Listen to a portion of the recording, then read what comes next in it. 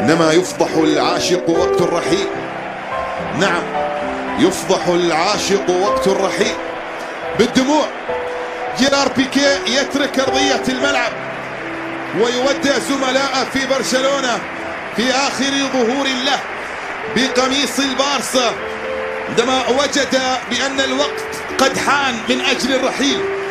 وحين تكتشف بأن الزمان ليس زمانك، وأن المكان ليس بمكانك، والإحساس ليس إحساسك، وأن الأشياء حولك لم تعد تشبهك، وأن مدن أحلامك ما عادت تتسع لك عندها، لا تتردد وارحل. هكذا كان القرار بالنسبة لهذا الرجل جيرار بيكيه.